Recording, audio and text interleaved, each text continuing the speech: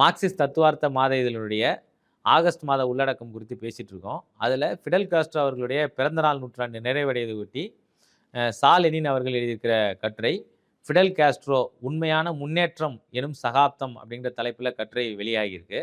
அந்த கட்டுரையில வந்து 2 விஷயங்கள் வந்து குறிப்பா பேசப்பட்டிருக்கு. 1 மதம் குறித்த மார்க்சிய பார்வையும், அதேபோல வந்து ஏகாதிபத்தியம் குறித்த கியூபா, ஃபிடல் காஸ்ட்ரோனுடைய கருத்தும் வந்து அதில முன்வைக்கப்பட்டிருக்கு. ஃபிடல் காஸ்ட்ரோ மதம் குறித்து குறிப்பா வந்து லத்தீன் அமெரிக்க நாடுகள்ல கிறிஸ்தவ மதம் வந்து ரொம்ப மக்கள் மத்தியில ஆழமா வேரூன்றி இருக்கிற ஒரு மதமா இருக்கு. அதை எப்படி வந்து புரட்சியின் காலகட்டத்தில வந்து ஃபிடல் காஸ்ட்ரோ பயன்படுத்தினாரு அப்படின்றத அந்த கட்டுரை வந்து விளக்குது. அ மதம் அப்படிங்கிறது வந்து என்னன்னு சொன்னா கிறிஸ்தவ மதம். அதில வந்து ஃபிடல் காஸ்ட்ரோவோடு பிரேசிலினுடைய பாதிரியார் டெட்டோ அப்படின்றவர் வந்து பேசக்கூடிய அந்த உரையாடல் வந்து அதில பேசப்பட்டிருக்கு. உங்களுக்கு தெரியும் ஃபிடல் காஸ்ட்ரோ வந்து அதிகமாக வந்து எழுதியவர் கிடையாது. ஆனா அதிகமான உரையாடல் நிகழ்த்திய ஒருவர். குறிப்பா வந்து அவர் சாதாரண உரையாடலே 3 மணி நேரம், 4 மணி நேரம் இருக்கும். அவருடைய பொதுக்கூட்ட பேச்சு எல்லாமே 1 மணி நேரம், 2 மணி நேரம், 3 மணி நேரம் நீளக்கூடிய ஒரு விஷயம். அப்ப மக்கள் மத்தியில ஒரு அதிகமான உரையாடலை வந்து ஃபிடல் காஸ்ட்ரோ நிகழ்த்தியிருக்கிறாரு.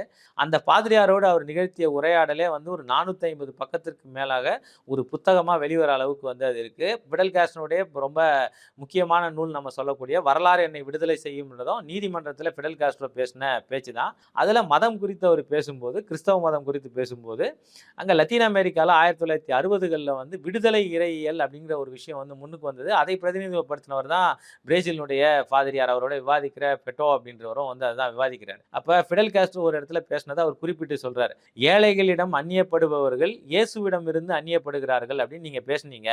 உண்மையாலுமே அதுதான் விடுதலை இறையியல்னு சொல்லிட்டு அவர் வந்து பேசுறாரு. இப்ப ஃபிடல் காஸ்ட்ரோ என்ன பண்றாங்கன்னா, ஃபிடல் காஸ்ட்ரோ ஒரு இடத்துல பேசுறாரு. நீங்கள் இயேசுவின் பெயரால் செய்ய நினைப்பதை நாங்கள் புரட்சியின் பெயரால் செய்கிறோம் அப்படின்னு சொல்லிட்டு அவர் விவாதிக்கிறாரு. ஸோ இந்த கருத்துக்கள் அந்த கட்டுரையில விவாதிக்கப்படுது. இன்னும் குறிப்பா சொல்லணும் அப்படின்னு சொன்னா, மதம் குறித்த மார்க்சிய பார்வை அப்படிங்கிறது வந்து அதுல உள்ளடக்கப்படுது. அதுல ஃபிடல் காஸ்ட்ரோ என்ன சொல்றாரு, கட்சிக்குள் ஒருவர் வருவதற்கு அவர் வந்து மத நம்பிக்கையாளரா இருந்தா பிரச்சனை இல்ல.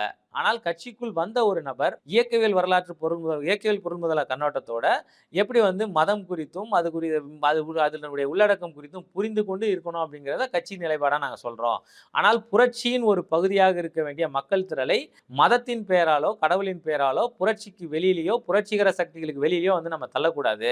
ஏன் தள்ளக்கூடாதுன்னு சொன்னா, எதிர்ப்புரட்சி சக்திகள் அந்த மத நம்பிக்கையாளர்களை பயன்படுத்தி புரட்சிக்கு எதிரான நிலைக்கு தள்ளிடுவாங்கன்றத அவர் வந்து குறிப்பிடுறாரு. மேலும் என்ன சொல்றாரு, மதத்திற்கு புரட்சி எதிரானவர்கள் கிடையாது. ஆனா, மத தலைவர்கள், மத போதகர்கள் புரட்சிக்கு எதிரான கருத்து நிலைய வந்து அவங்க பேசுறாங்க. கடவுள் குறித்தும், பைபிள் குறித்தும் வந்து பாதிரியார்கள் பேசிட்டு இருக்கிற வரைக்கும் எந்த பிரச்சனையும் இல்ல. அவர்கள் அனுமதிக்கப்படுவார்கள். ஆனால் புரட்சிக்கு எதிரான கருத்துக்களை மக்கள் மத்தியில் விதைப்பதற்கு அவங்க முயற்சி பண்ணாங்கன்னா, அதை அனுமதிக்க முடியாது. ஏன்னா, மதம் என்பது கடவுள் சம்பந்தப்பட்ட விஷயம். அத பாதிரியார்கள் பேசலாம்.